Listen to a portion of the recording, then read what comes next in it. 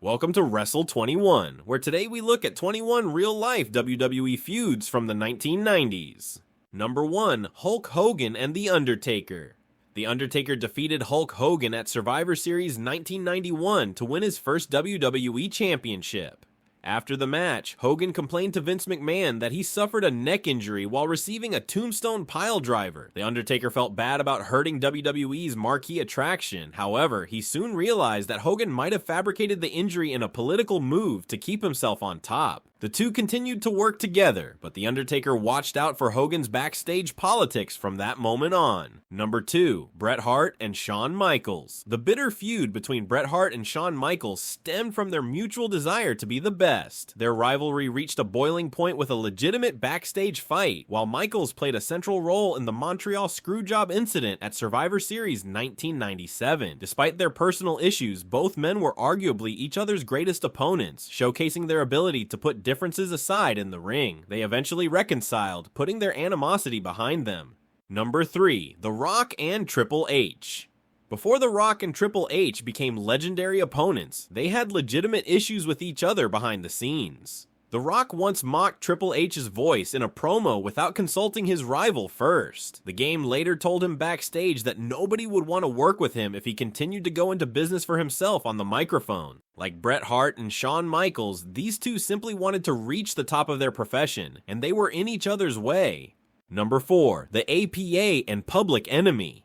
In 1999, Public Enemy told the APA seconds before a match that they were unwilling to go through a table. The last-minute refusal did not go down well with the APA, who legitimately beat up Public Enemy in a one-sided 2-minute bout that ended in a disqualification. Public Enemy also received backstage heat for showing up late to work, and their WWE careers were over after just 2 months. Number 5. Owen Hart and Steve Austin. At SummerSlam 1997, Stone Cold Steve Austin suffered a serious neck injury after receiving a botched piledriver from Owen Hart. On-screen characters often make fun of rivals after hurting them to keep the flow of a storyline going. At the same time, they usually reach out to the injured wrestler in real life to make sure they're okay. Unfortunately, in this case, Austin felt Hart did not offer a sincere apology, leading to legitimate animosity. Number 6. Nails and Vince McMahon.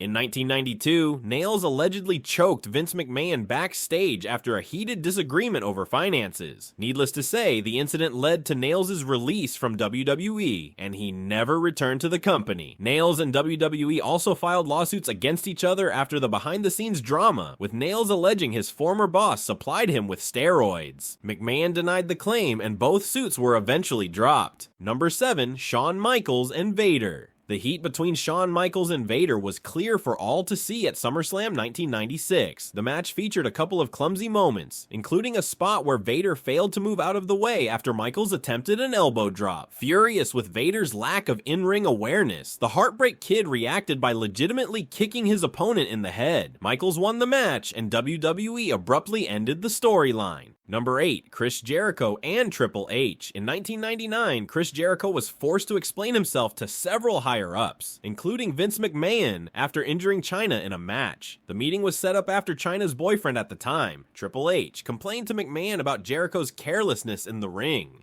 Jericho and Triple H became friends and legendary in-ring rivals, but it's fair to say they initially struggled to see eye to eye.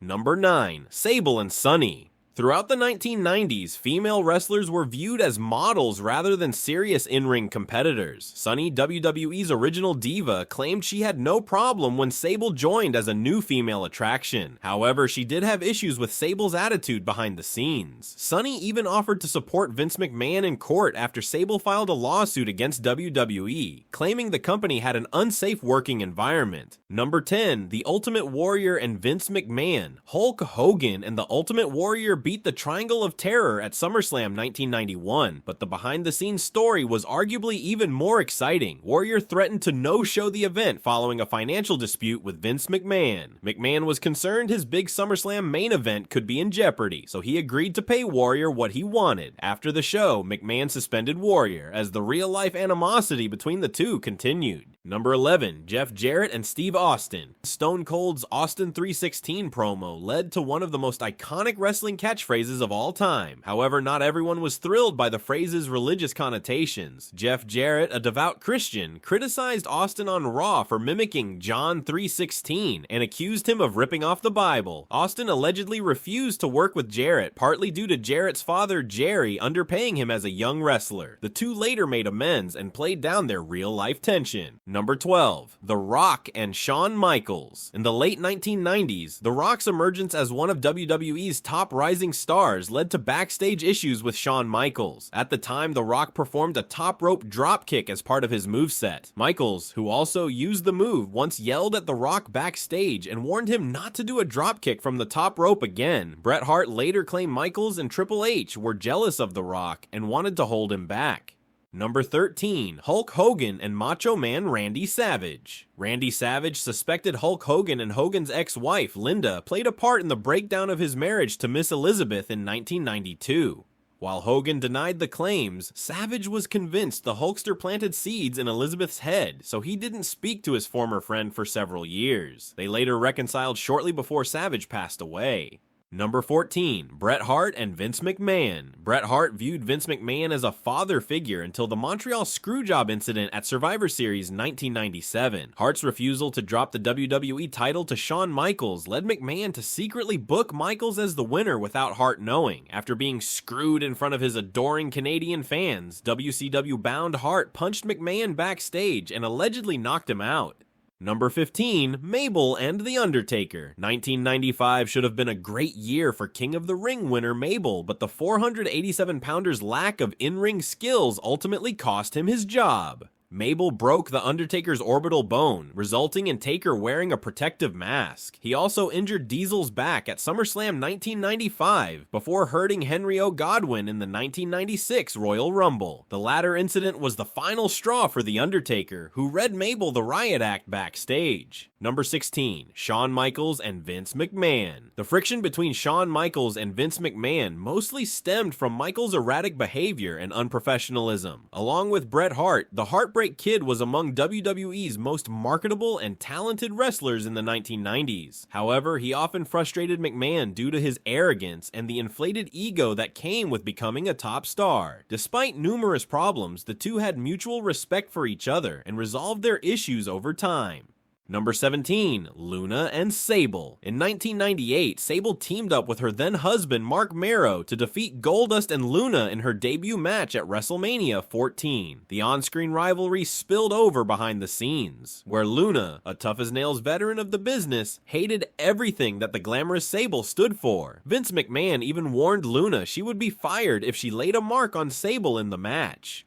Number 18, Rick Rude and the Ultimate Warrior. While both men perfected the showmanship aspect of wrestling, it is fair to say Rick Rude grasped the in-ring side of the industry better than the Ultimate Warrior. Rude's issues with Warrior came about due to the former WWE champion's stiff style and apparent unwillingness to improve. One time, Rude allegedly punched his rival backstage during a heated conversation. Number 19, Bret Hart and Hulk Hogan. In 1993, Bret Hart lost the WWE Championship to Yokozuna at WrestleMania 9, before Hulk Hogan won it moments later in an impromptu match. Hogan allegedly promised to drop the title to Hart, but changed his mind, preferring to lose to Yokozuna. After Yokozuna beat Hogan at King of the Ring, Hart confronted Hogan in the locker room, claiming the Hulkster wasn't in his league. Number 20, Ahmed Johnson and the Nation of Domination. In 1997, Ahmed Johnson was a Nation of Domination member for less than 2 months before being removed from the group. In real life, Johnson had issues behind the scenes with members of the faction, most notably D'Lo Brown, with whom he once had a backstage altercation. Johnson just didn't fit in with the rest of the stable, and he even argued with The Rock in the locker room over a finish to a match.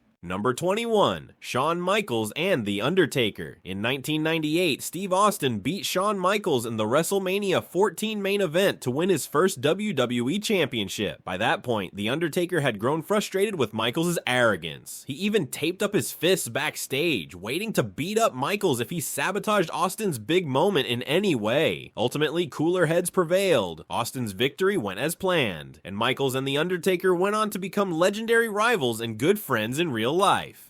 That completes the list. Name your favorite real-life feud in the comments and click the link on screen for 21 moments that made Roman Reigns a WWE megastar.